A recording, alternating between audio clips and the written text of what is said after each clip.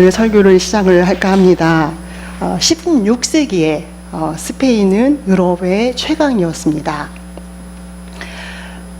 스페인은 무적 함대를 보유했고 또 그리고 막강한 군사력을 갖춘 당대의 지원과 같은, 요즘으로 말하면 지원과 같은 그런 국가였습니다. 프랑스와 전쟁을 벌여서 지중해 많은 섬들을 차지한 스페인은, 또 특별히 스페인 국왕 펠리페 2세는 유럽에서 단연 성공 가도를 달려온 그런 자신감 넘치는 왕이었습니다. 그런 자신감으로 영국의 엘리자베스 1세 여왕에게 청혼을 합니다. 자, 펠리페 2세의 청혼이 어떻게 되었을까요? 엘리자베스 1세로부터 거절을 당합니다. 그런데 이렇게 거절당한 펠리페 2세는 분노했습니다. 그리고 분한 마음이 하늘을 찌를 듯한, 그래서 그 화를 주체할 수 없는 그런 상황에 이르게 됩니다. 그렇게 분한 마음의 펠리페 2세는 가지고 있는 스페인의 무적 함대를 영국으로 보내게 됩니다. 영국을 침범하는 거죠. 영국을 침범해서 그렇게 자기가 분했던 그 마음을 풀어보고자 했던 스페인의 전쟁의 상황은 어떠했을까요? 결과는 무엇이었을까요? 참패를 하게 됩니다.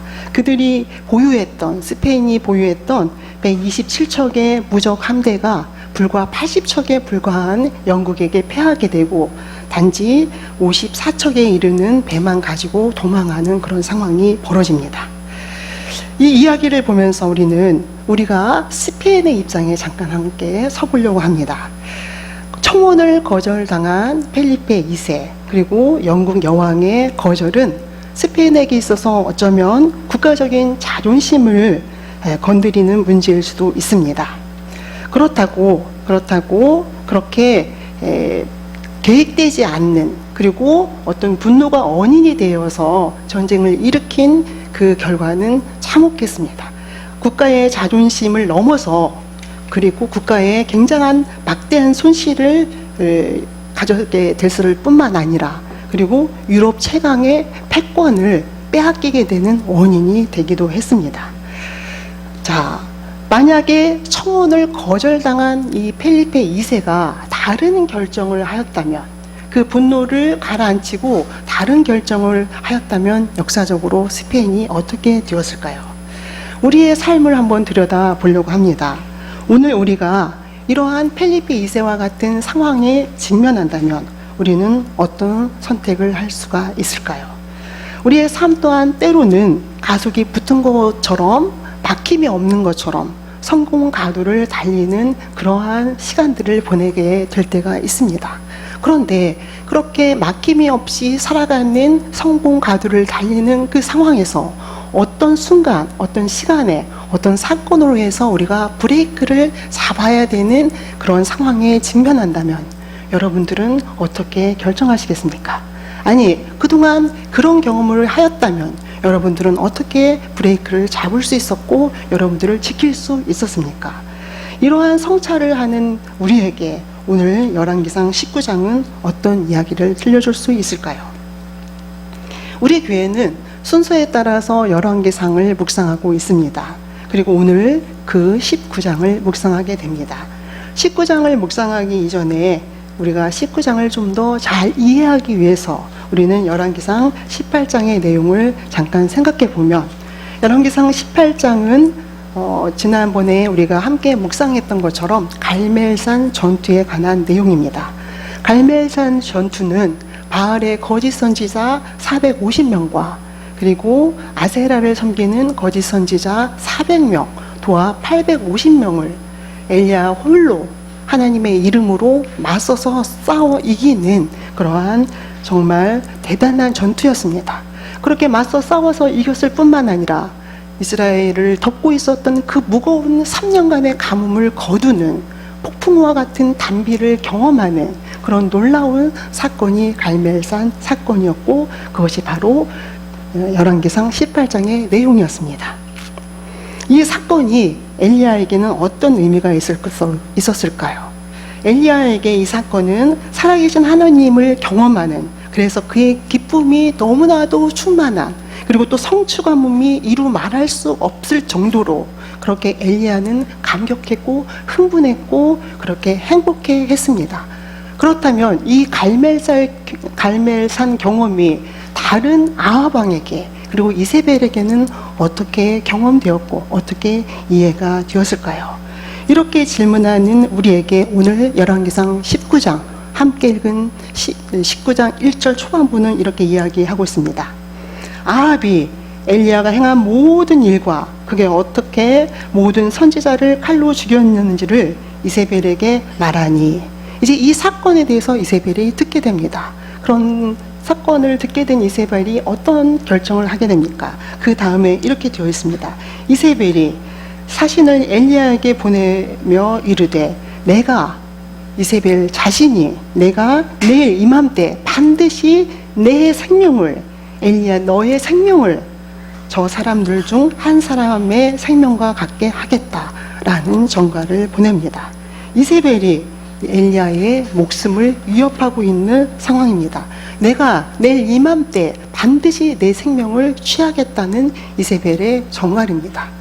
사랑하는 성도 여러분, 이러한 상황에 직면해서 엘리야는 어떻게 무슨 선택을 할 수 있을까요? 어떤 결정을 내릴 수가 있을까요? 여러분은 만약에 여러분이 엘리야와 같은 상황이라면 어떤 결정을 내리겠습니까? 우리말 성경은 그 결정을 이렇게 보고하고 있습니다. 엘리야는 그가 이 형편을 보고 일어나 자기의 생명을 위해 도망하여 유다에 속한 브엘세바에 이르게 된다. 이렇게 열왕기상 19장 3절이 우리에게 전해주고 있습니다. 이런 엘리야의 행동에 관하여 많은 사람들은 850명의 우상을 섬겼던 거짓 선지자들을 이기고 승리감에 감격해 있을 엘리야가 어떻게 그렇게 갑자기 겁을 먹고 낙담하면서 도망하는지 이해하기 어렵다, 이렇게 이야기합니다. 그리고 또한 이제 엘리야가 이세벨의 공격에 드디어 자신의 사역을 내려놓는, 자신의 사역을 중단하는, 자신의 사역의 끝 지점으로 판단하는 그런 해석을 하고 있다는 것을 보게 됩니다. 사랑하는 성도 여러분, 정말 그런 것일까요? 하나님의 사람 엘리야가 이렇게 쉽게 무너지는 것일까요? 저는 오늘 다른 얘기를 좀 하고 싶습니다. 3절을 잘 들여다보면 우리말 성경은 이렇게 되어 있습니다. 그가 이 형편을 보고 일어나 자기 생명을 위하여 도망하여 유다에 속한 브엘세바에 이르렀다. 이렇게 되어 있습니다. 여기서 이 형편을 보다라는 그 내용은 그냥 보다라는 내용입니다. 영어로 말하면 see라는 그러한 단어이겠죠. 그가 그의 형편을 보았다는 것은 그냥 눈으로 보았다는 그런 의미를 넘어서서 상황을 잘 인지하고 또 인식하고 잘 파악했다는 것을, 그리고 그 상황이 어떤 상황이라는 것을 그가 잘 알았다는 것을 의미합니다. 그 상황을 잘 보고 그리고 일어나 그리고 자기 생명을 위해서 갔다는 얘기를 하고 있습니다. 그런데 여기서 보면은 도망했다는 그런 번역은 히브리어 성경에는 사실상 도망이라는 단어가 없습니다. 우리말 성경이 어떤 의미에서 의역을 했다고 볼 수가 있습니다. 그런 의미에서 이 엘리야는 자기의 상황을 잘 보고 그리고 판단하고 그리고 자기 생명을 위해서 어디론가 일어나서 브엘세바로 그의 거처를 옮겼다는 것으로 우리는 이해할 수가 있습니다. 그렇다면은 브엘세바에 갔다고 전해지는 이 브엘세바는 어디일까요? 우리가 앞에서 살펴본 것처럼 850명의 우상을 섬기는 거짓 선지자들을 상대했던 그 장소는 갈멜산이었고, 그리고 갈멜산에서의 그러한 전투와 같은 상황이 끝났을 때 그 아합 왕은 이스라엘이라는 곳으로 향해서 마차를 몰게 되는 것을 보게 됩니다. 그렇다면 갈멜산과 이스라엘은 이스라엘의 굉장히 북쪽에 있는 그러한 장소이고, 그리고 이제 엘리야가 이세벨의 위협을 피해서 그가 그의 몸을 숨긴 곳은 브엘세바입니다. 여기까지의 거리는 약 60마일에 해당됩니다. 우리나라의 킬로미터로 환산해 보니까 약 96km에 해당됩니다. 그렇다면 이세벨의 위협을 피해서 엘리야가 자신의 몸을 옮긴 그 거리는 96km에 해당됩니다. 그 엘리야가 하루 종일 다 할 수 있는, 최선을 다할 수 있는, 그래서 걸어낼 수 있는 그만큼의 거리가 96km라는 것을 우리는 보게 됩니다. 그렇다면은 이제 우리가 엘리야의 삶이 이세벨의 협박으로 그렇게 중단되는 것인가, 그렇게 그의 사역이 포기되는 것인가 라는 질문을 했을 때, 그리고 또 이 엘리야는 어쩔 수 없이 도망하며 피하며 패배자처럼 그의 모습을 숨길 수밖에 없는 모습으로 우리에게 비춰주는가? 그렇지 않다는 것을 보게 됩니다.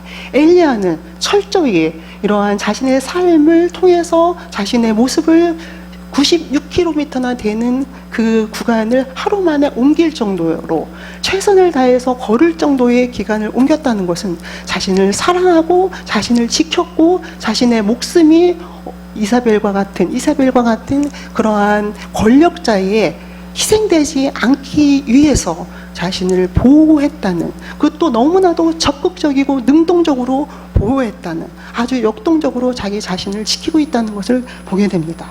그렇습니다. 그렇게 엘리야의 생명력 있고 역동적인 그의 삶은 마무리되지 않습니다. 그렇게 지속되고 있다는 것을 우리는 보게 됩니다.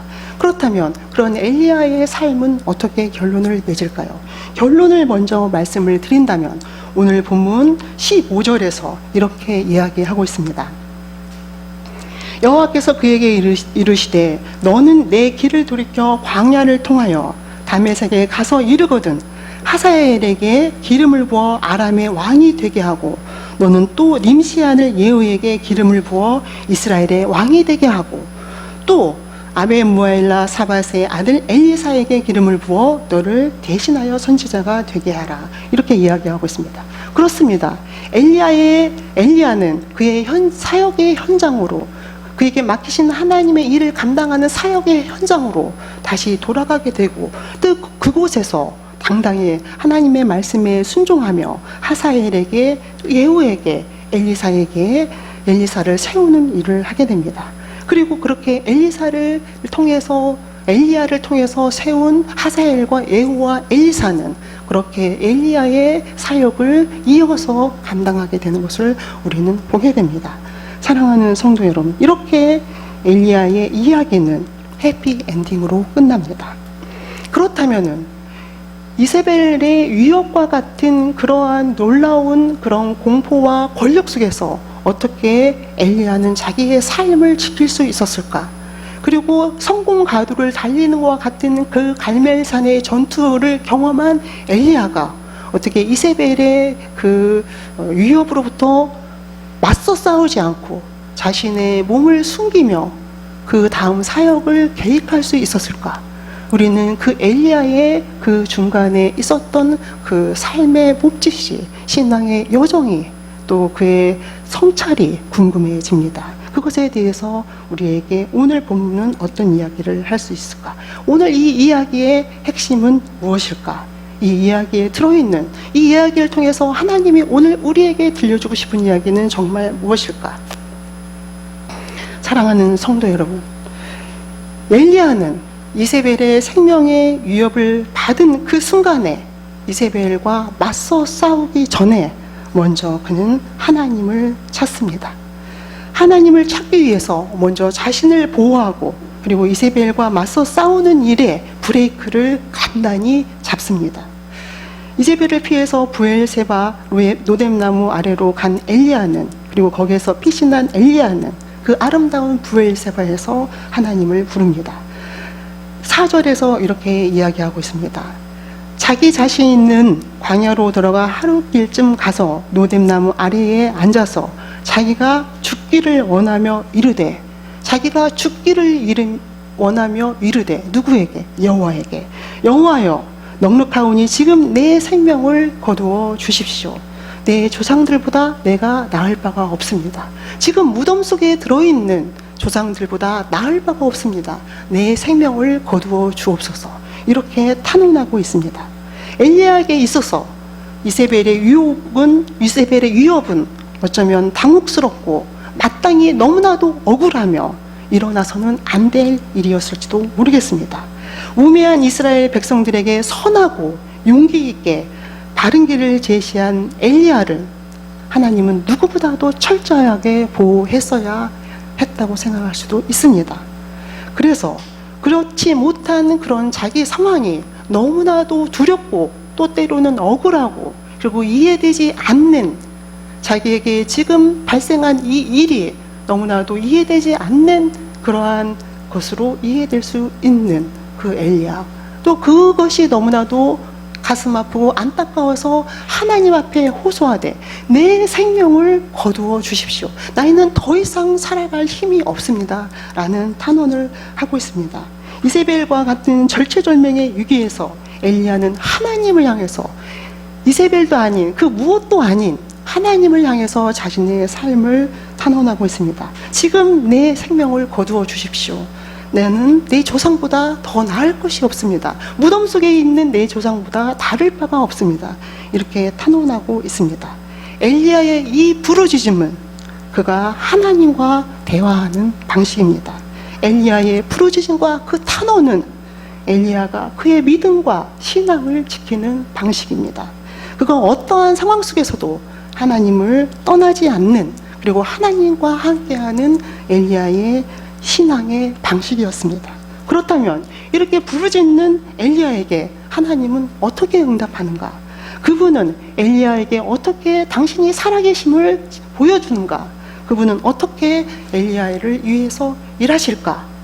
오늘 본문은 우리에게 이야기하고 있습니다. 하나님은 그런 엘리야를 위해서 이렇게 일한다는 것을 보게 됩니다. 먼저 엘리야의 소진된 육체와 일으키는 것을 보게 됩니다. 5절에서 로뎀나무 아래에 누워있는 엘리야를 향해서 하나님은 천사를 보내셨고, 천사는 그를 어루만지며 그에게 이르되 일어나 먹으라, 이렇게 이야기하고 있습니다. 7절에서 여호와의 천사가 또 다시 와서 어루만지며 이르되 일어나 먹으라, 내 갈 길을 다 가지 못할까 걱정이구나. 또 8절에서 같은 얘기를 하고 있습니다. 일어나 먹고 마시고 그 음식물의 힘을 의지하여, 이렇게 보고하고 있습니다. 그렇습니다. 그렇게 하나님만을 찾는, 하나님만을 부여잡는 그 모든 삶의 과정을 하나님께만 맡기는 엘리야를 향해서 하나님은 그의 육체를 소생시키고 그의 삶을 다시금 새로운 삶으로 변화시키고 독려하고 있다는 것을 보게 됩니다. 그렇습니다. 그렇게 소진된 육체와 생명을 일으키신 하나님은 두 번째로 엘리야에게 엘리야의 무지를 깨닫게 하시고, 그리고 그의 동역자들이 7,000명이나 있다는 것을 알게 하시며 그를 위로하고 있다는 것을 보게 됩니다. 무슨 말일까요? 엘리야는 10절에서 그가 대답하되 내가 만군의 하나님 여호와께 열심히 유별하였습니다. 내가 유별나게 하나님을 향한 열심을 가지고 살았습니다. 그런데 이제 오직 나만 남았습니다. 오직 나만 남았거늘, 오직 나 홀로 그런 일을 했고, 그리고 나 홀로 여기에 있습니다 라는 고백을 10절에서 하고 있습니다. 10절에서만 하고 있을까요? 14절에서도 마찬가지입니다. 오직 나만 남았거늘 내가 생명의 위협을 받고 있습니다. 그런 엘리야를 향해서 하나님이 그에게 가르쳐 주신 것은 너만 남은 것이 아니라 나는 7,000명, 바알에게 무릎 꿇지 않은 7,000명을 데리고 일하고 있다는 얘기를 하게 됩니다. 엘리야의 무지를 깨닫게 하고, 또 엘리야의 또 다른 동역자가 있다는, 그 너가 걸어가고 있는 그 길을 다른 또 다른 7,000명이 걷고 있다는 것을 통해서 위로하고 있다는 것을 보게 됩니다. 사랑하는 성도 여러분, 이렇게 위로한 그 하나님의 위로, 또 엘리야를 만나주신 하나님, 그 하나님이 마지막으로 엘리야에게 어떤 일을 할까요? 그것은 엘리야에게 새로운 사명, 지금까지 또 감당했고 또 앞으로도 감당할 그에게 남겨진 또 다른 사명, 또 새로운 삶의 의미를 주고 있다는 것을 보게 됩니다. 엘리야는 그렇게 그의 사역의 현장으로 돌아가서 다시 하사엘을 세우고 에후를 세우고 엘리사를 세워서 하나님의 일을 하고 있는 것을 보게 됩니다. 사랑하는 성도 여러분, 엘리야에게 일하신 그 놀라우신 하나님이 여러분의 삶 속에서 일하기를 축원합니다. 우리는 하나님께서 우리를 당신의 형상대로 만드셨기 때문에 우리의 눈은 그리고 우리의 마음은 많은 것을 보고 느끼며 배울 수 있습니다. 그러나 그 아름다운 우리의 눈과 마음은 모든 것을 보고 모든 것을 알고 또 모든 것을 느낄 수는 없습니다. 모든 것을 알고 느끼고 또 알고 있는 것은 오로지 하나님 한 분뿐입니다. 우리가 보고 있는 것, 우리가 느끼고 있는 것, 그것이 다가 아니라는 생각, 우리가 보지 못하는 그 무언가를 하나님은 보고 계시고 우리가 알지 못하는 그 무언가를 나를 위해서 그분은 또 계획하고 계신다는 그런 깨달음 속에, 그런 겸손함 속에 그렇게 여러분의 삶을 지켜나갈 수 있기를 축원합니다. 사랑하는 성도 여러분, 우리는 우리의 삶 속에서 어쩌면 너무나도 많은 거절을 당할 수도 있습니다. 또 우리는 너무나도 생각지 못한 원인이 나에게 없는 브레이크를 잡아야 되는 그런 상황에 직면할 수도 있습니다. 그러나 그때 우리는 건강한 브레이크, 또 건강한 분노로 우리가 표출하기 위한다면, 그것을 바란다면 우리는 먼저 하나님에게 엎드려야 된다는, 하나님의 뜻을 묻고 시작해야 된다는 것을 엘리야가 우리에게 보여주고 있습니다. 그것이 바른 표현이고 바른 표출이며 바른 삶이라는 것을 우리에게 보여주고 있습니다.